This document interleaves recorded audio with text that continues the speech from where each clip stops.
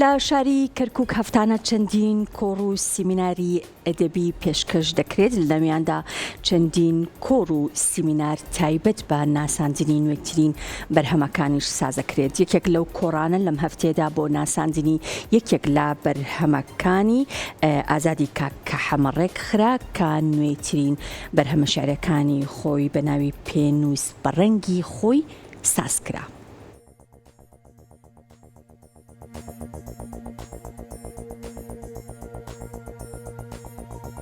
لە هۆڵی کتێبخانەی کارێز لە شاری کەرکووک ناساندن و واژۆکردن بۆ دیوانێکی شعری چاپکراوی شاعیر ئازادی کاکە حەمە کرا کە دیوانەکەی بە ناونیشانی پێنووس بە ڕەنگی خۆی بوو. لەو کۆڕەدا شاعیر ئازادی کاکە حەمە گوزەرێکی بەنێو بەرهەمە شعریەکانیدا کرد. پاشان لەلایەن ڕاگەیەندنکار شیروان کەرکووکی خوێندنەوە بۆ دیوانە شعریەکەی کرا. جێ ئاماژەیە ئەو کۆڕە ئەدەبیە بە ئامادەبوونی ژمارێک لە هونەرمەندان و ڕۆشنبیرانی شاری کەرکووک بەڕێوەچوو.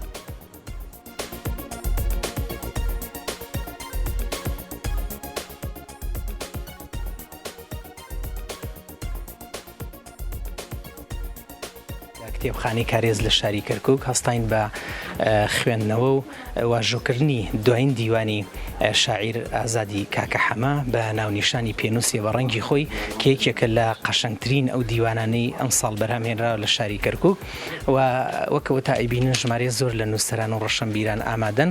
ئەمە دیارە دووەم دیوانی کاک ئازادە لە دوای دیوانی یەکەم بە ناونیشانی پەشیمان بوومەوە لە نووسینی شعرێک.